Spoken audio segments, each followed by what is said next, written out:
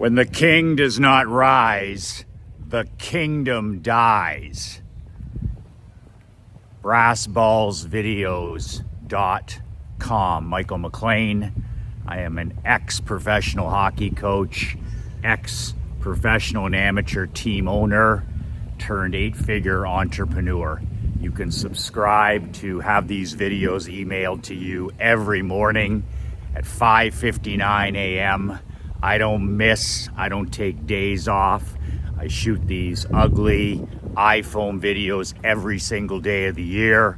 If you want them emailed to you, there's no charge. Go to brassballsvideos.com. The toughest advice for the toughest business men.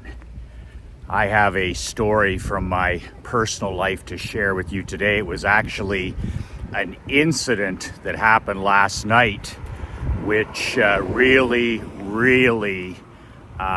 reminds me, as husbands, as fathers, as grandfathers, as entrepreneurs, when the king does not rise, the kingdom dies.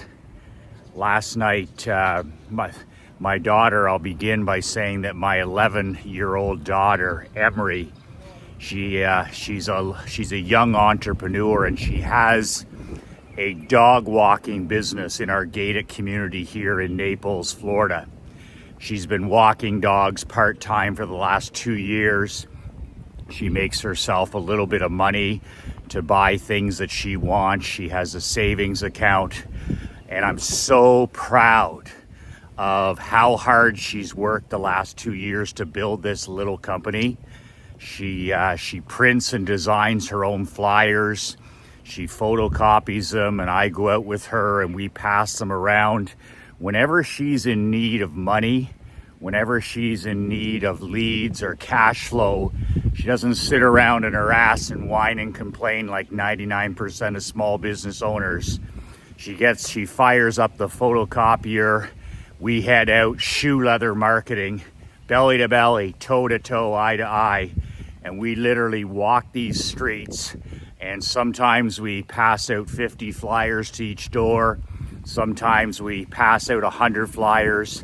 And in this community, she has 410 doors, homes to work with. And she'll also get her mom to put a post on Facebook for her, which has been really effective because this is one of those groups. So a lot of people are on the group posts. And also she has a tiny email list. I think she has 19 people who have raised their hand over the last 2 years who have said, Emery, we may or may not be interested in dog walking, but please put us on your list. So those are all the ways that she uses to generate a handful of customers when we're here. And last year she raised almost $1,000 for herself, $10 at a time, $5 at a time. And this year she hit the mother load when she had one of the residents here, a guy by the name of, I'll just use his first name, Ed. And this gentleman stopped her one time when she was out on her rollerblades passing out flyers. And he called her over and he said, you know, I want to hire you. I've got a couple of dogs and I could really use your help walking the dogs from time to time. So my daughter Emery, she's only 11. She was really excited about the fact that this guy wanted to put her on like a retainer, $200 and he said, you know, $20. That's 20 walks at $10 a walk. So she was pretty jazzed about this. And at the time, I was excited for her because she works so hard, you know, to get a 2% or a 3% or a 4% response. She's not a candy ass like most small business owners and entrepreneurs. Oh, nobody called me and nobody likes my videos and nobody is buying my product. Meanwhile, she's learning at a young age that marketing is math.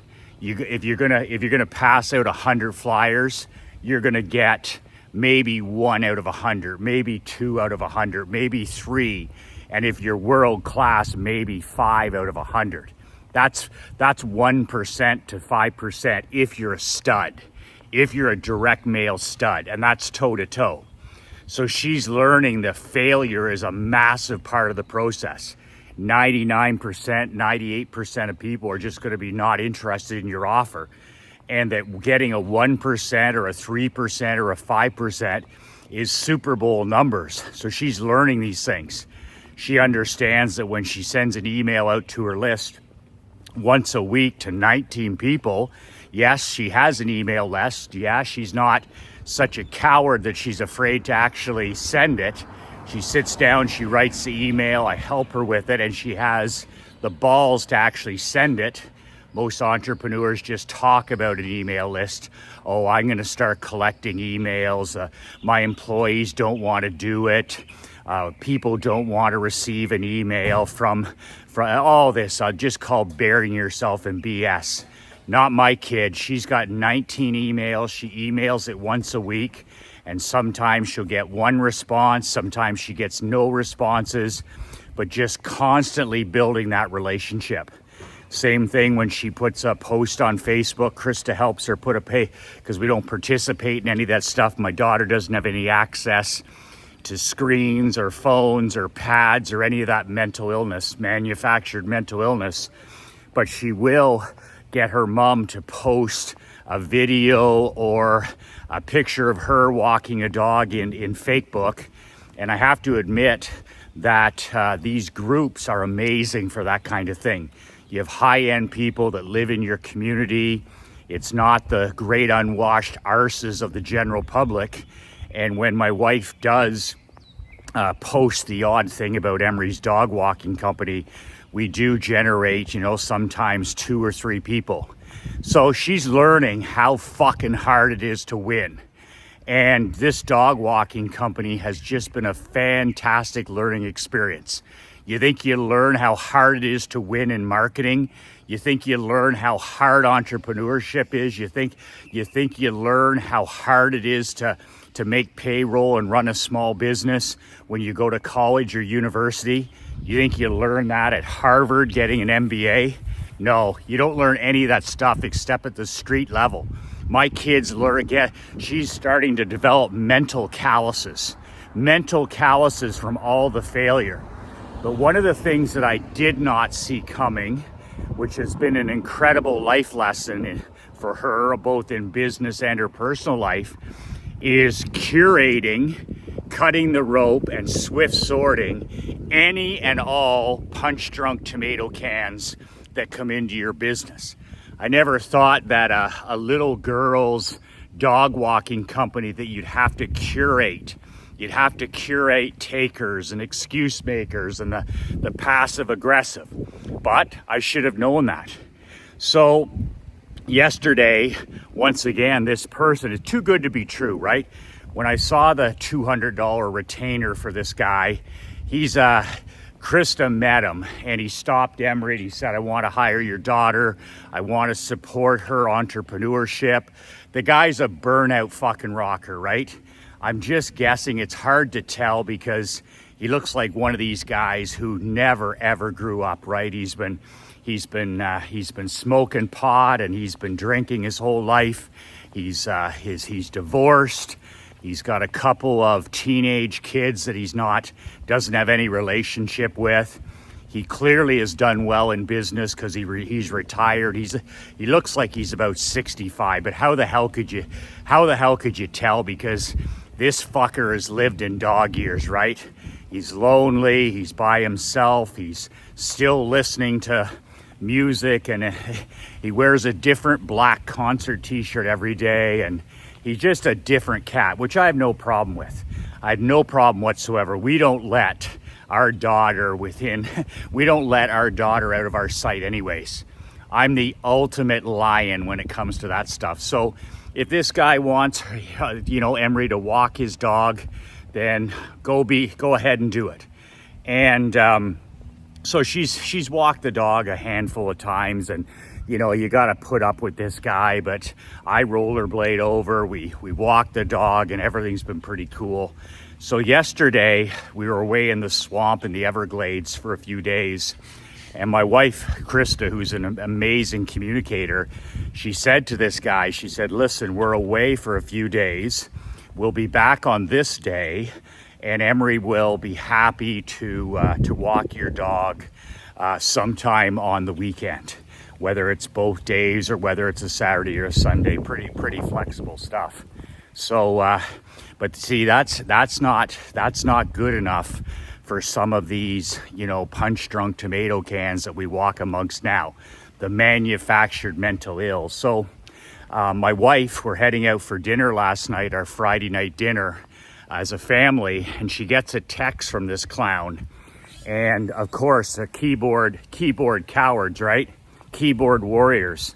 And he sure as fuck wouldn't have my phone number. And he says to me, it says to my wife, he says, you know, I want my money back. I want a refund. This isn't working for me. I haven't seen her in 5 days. She's 11 years old. She goes to school 5 days a week. She has pickleball, she has skating, she has horseback riding, and she still fits you in at least twice a week. And she's only charging you, you know, $10 to walk your dog that you're too fucking lazy to walk in the first place. But my wife can work with anybody, right? I'm a black and white person, and my wife is more of she's got a ability to get along with people. I have a much shorter fuse when it comes to tomato cans and time vampires and energy vampires. So my daughter loves the dogs. She really enjoys it. So we're gonna do what we can to work with this guy. So last night, that's strike 1, 2, and 3 for me. Okay, so my daughter wonders, you know, she's like, we don't hide anything from Emery, by the way. We don't bullshit our kid. Ever since the day that kid's been born, we talk like adults at home. There was none of this baby talk with her when she was a toddler. None of that horse shit. We just talk like we normally talk at the kitchen table. We talk about business. We talk about priorities. We talk about honesty. We talk about hard work. We talk about integrity. We never treated her like a little baby. And it's worked so well because she has such a handle on the way things really work, the principles that matter, the values that matter. But in this particular case, and it's so incredible, is my kid is not a fucking crybaby. In all my life, she's maybe cried in front of me 5 times. She's like her grandfather. She's not overly emotional. She doesn't make things into a big deal. If something like her grandmother dies, which happened, 6 years ago, then that's a circumstance where, she just isn't like that. But this son of a bitch was able to accomplish something that nobody else has been able to do. He's able to make an 11-year-old cry. Now, of course, he didn't have the balls to do any of this himself. What he did is he sent a text to Krista, and of course, these guys are all the warriors, online warriors. So he's such a miserable fucker that, his wife hates him. She's gone. He couldn't keep his wife. He couldn't keep his kids. And he's one of these quiet desperation guys for sure. The guy's living in the fucking 70s. And he sends this text to Krista that he wants his money back.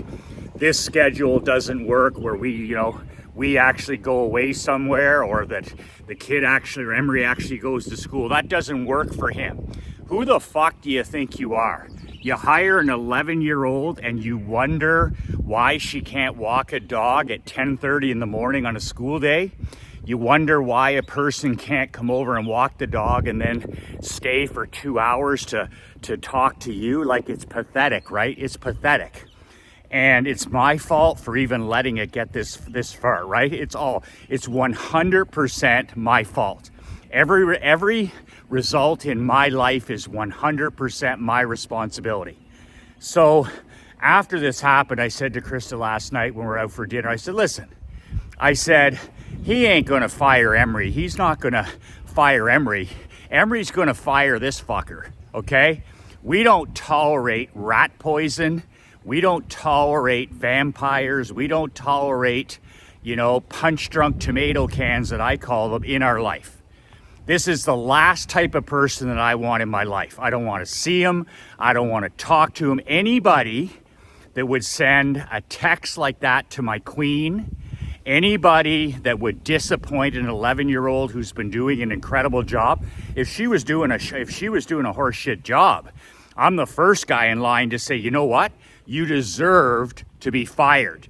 You deserve to lose this client. But it was the exact opposite. She has a passion for animals. She's over there whenever she can. She spends extra time. I go with her. Krista goes with her. I mean, we're all in on supporting anything that she does entrepreneurial. So, passive aggressive, a guy like this, he fucking hates himself. He hates the man in the glass. And, a couple of times there I'd met him before, and he's not my cup of whiskey, right? And I'm not into the goth. I'm not into the darkness. I'm just there to fucking keep an eye on things, because I wouldn't trust that guy as far as I could fucking throw him. And I could throw him about 10 feet. You just asked anybody how far I can throw a fucker like that. So anyway, if I was the man I was, 5 years ago, and if my wife wasn't a part of this, I'll tell you right now, he would have had his refund about 15 minutes later. I would have walked over there, I would have cut him a check or given him his $200, and then there would have been a fucking police and an ambulance situation. That's how I would have refunded that fucking money. You want to make a child, an entrepreneur, feel bad about themselves when they've done nothing but their very best job? You want to isolate, a child from a dog or an animal that they love? And you do it all behind, you do it all to a woman, to the mother, my wife, Krista.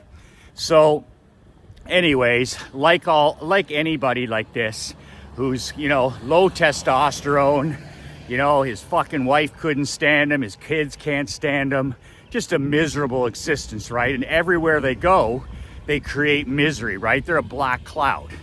So anyway, we talked a little bit about it at dinner, and Emery was available, or Emery was aware of what was going on, and it was just, she was brokenhearted last night, and I've never been that angry before in my life. I mean, I coach these kids age 5 all the way up. I know her friends, I know her classmates, I know all this stuff. She's the disappointment and frustration's part of life, and it's a learning experience.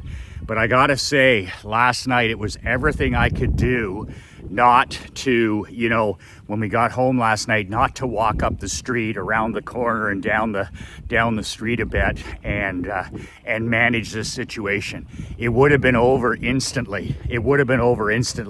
It's just that stuff makes things worse, right? So I credit my wife with that kind of stuff. So with some mental toughness and not being emotionally drunk and not making things worse by making things physical. So we get up this morning, and my wife is a person who always gives everybody the benefit of the doubt once. She's a strong person, but she always tries to make things work. And I just don't have that, right? I'm a cut the cord kind of guy. If I don't like you, you're fucking gone. If I don't like what I see, you're fucking gone. I've done that in hockey. I've done that in business. I've done it in my personal life. I don't have time. I don't have time for tomato cans. I don't have time for excuse makers. I don't have time for negative time and energy vampires.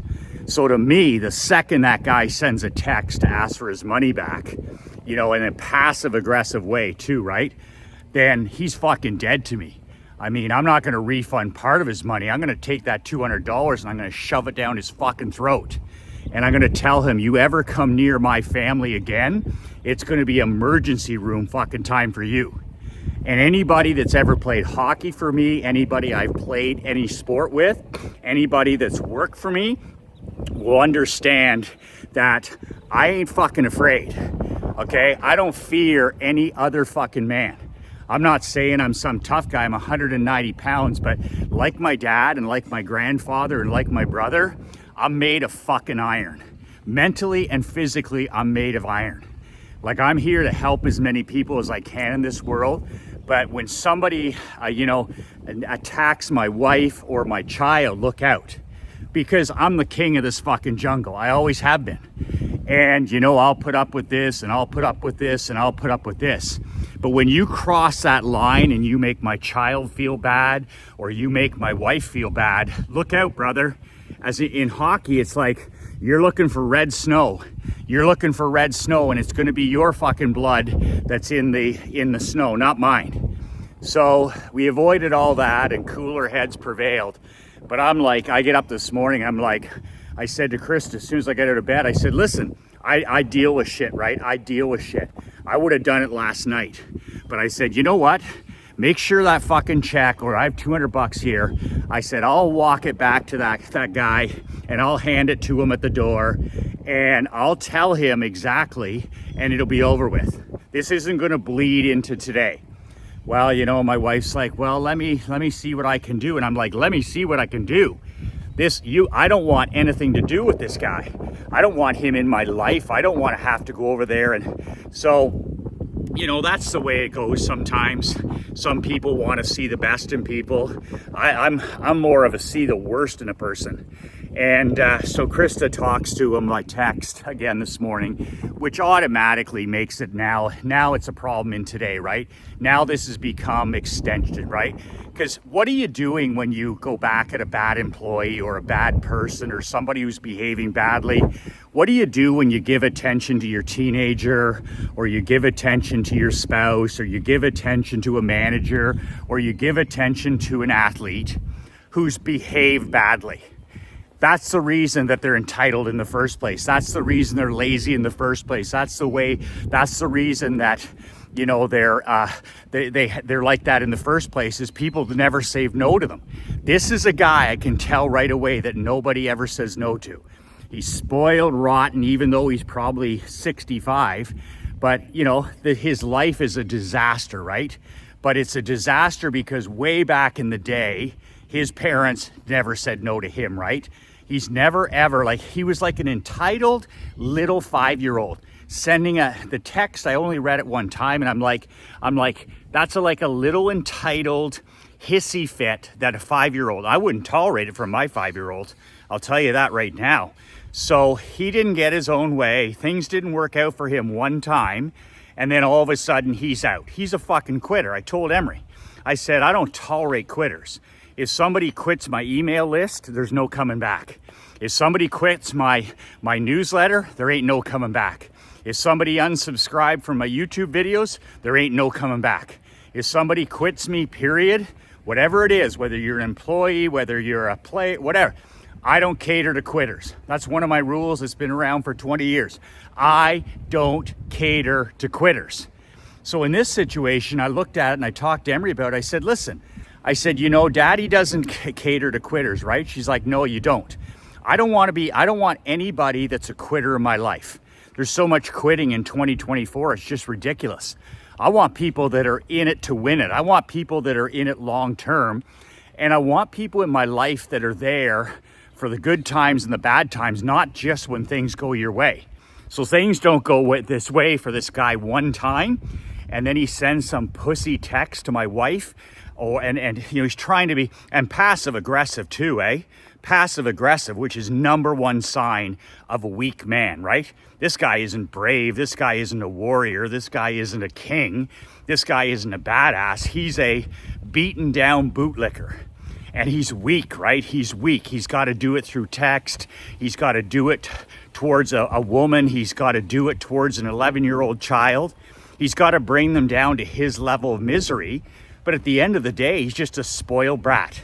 He's a 65-year-old spoiled brat who was never forced ever to grow up. How the hell can you walk around in concert t-shirts in Southwest Florida every day and think that you're a grown adult? So we get up this morning, Krista does that. All that does is extend it. So I went to to Emery, and I sat at the kitchen table this morning because she still wanted to make this work, right? Kids love the animals. She doesn't know what really went on. And this was a learning experience. I mean, I owe this guy now. He took my kid to fucking badass university. He gave me the fodder. He gave me the inspiration. He gave me the example where my kid has learned more about people and business in the last day than I could have taught her in 5 years.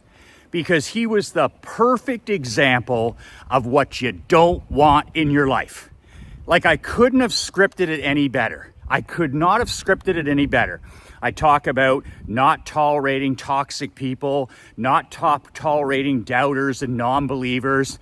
I talk about not allowing punch-drunk tomato cans in your life. I talk about constantly curating, swift sorting, and cutting the rope with toxic people, toxic substances, toxic environments. But this guy put it on a tee for me to drive it 300 yards. Are you kidding me? So this was a perfect example. I said, Emery, how many times in my life in the insurance business, in the barbershop business, in the coaching business, in the hockey business, has Daddy had people quit on him? I said hundreds, if not thousands of times. And that's why I don't cater to quitters. That's why I have a no coming back policy. But also I said, how often have I talked about it's so important that you curate your customers and your clients? That 95% of your clients are going to be super people. 95% of people on this planet are good, solid people. They want to do the right thing. They're fundamentally honest. And then you have this 5%. But I said in business, you're going to run into the odd 5%. You can't curate everybody. You can't swift sort everybody. But the secret is the second that there's a tell, and there was a tell with this guy. The time I met him, he was sarcastic, right? All cowards are sarcastic. All low testosterone, deballed men are passive aggressive. They're backstabbers. And this guy here, sarcastic, right? Oh, there's my dog walker. Or, oh, I thought you disappeared on me, when he hadn't seen her for a couple days. That was a tell. That was a massive red flag the first couple times that I saw him out in public. And normally, if it was my business, that fucking guy is gone, right? He's gone. But in this particular case, it's my daughter's business, and I'm going to do what I can to make it work. But I'm telling you, he gave me the greatest gift ever in terms of how to curate poison out of your life, how to swift sword rat poison out of your life. And now, he came back groveling, right? All these people come back groveling. So I said to Emery, I said, listen, life is a vacuum. If you get rid of this guy, forget about the money, forget about the $200. I said, if you get rid of this guy, I'll help you pass out more flyers this afternoon. We'll send an email. We'll do a fake book. And I said, you will fill that vacuum today or tomorrow with somebody that appreciates what you're doing, somebody that, knows that you're 11 years old, knows you go to school and all this stuff. So, it's not easy. She's very, very upset, very disappointed with the fact that, she's not going to see the dog. She doesn't give a shit about the $200. She doesn't give a shit about this burnout. What she at the heel of the hunt is worried about is she's not going to see the dog again. So I said, I'm going to work with you. I'm going to help you. I'm going to help you, by marketing, by promotion, finding somebody. Life is a vacuum, man. It's a vacuum. You get rid of a toxic employee, boom, you're going to find somebody better. You get rid of a toxic client, boom, you're going to find somebody better. You get rid of a toxic anybody in your life, a relative, a family member, and you cut them the hell out of your world, that automatically is a vacuum. And it makes room for better people. When you hang on to these people, they're like fucking boat anchors. And they suck all the energy out of you. They suck all of your life force. They're addicted to their own drama. They're addicted to their own misery. They're addicted to their own happiness. And you make it fucking worse by trying to help them. There's nothing worse, Tony Robbins said it best, there's nothing worse than you trying to help somebody who doesn't want your help. If somebody wants some help stop drinking or doing drugs, or somebody wants to turn their life around, you've got a student there, you've got somebody coachable. But the majority of people don't want your help. And when you try to apply and when you care about it more than they do, well, look what happens. It's just the opposite. They don't want your help. And you have to recognize that. You have to be self-aware. So after Krista went back to him, he proposed a second proposal. And I think Krista was afraid to bring it to me. I was out there studying, reading. I was ready to go for my morning walk. And I said, what proposal would that be? This fucking guy is lucky he's not in the fucking emergency room. And she was like, so it's over? I said, it was over last night. It was over when that fucker sent that text to you. Nobody comes back from that. Nobody comes back from passive aggressive behavior with my queen. Nobody comes back from making my 11-year-old sad and unhappy when she didn't deserve it. We're accountability people. If this is our fault, if this is my wife's fault, if this is my fault, if this is my daughter's fault, then we're gonna lie in the bed we make. Don't worry about that. But when I really put this one up to the mirror and I said, you know what? The only thing that we should have done different is we should have researched it better. We should have said, you know what, this is too good to be true, and done a little bit more research. But other than that, it happened, and that's the way. And it's been an incredible learning experience. So the tears came. I said, you know, send him a message and tell him that I'll drop off his money this weekend. Don't ever fucking contact my family again. If this guy sees me in the gated community, he better cross the fucking street. Okay? He better cross the street. I ask anybody who knows me, right?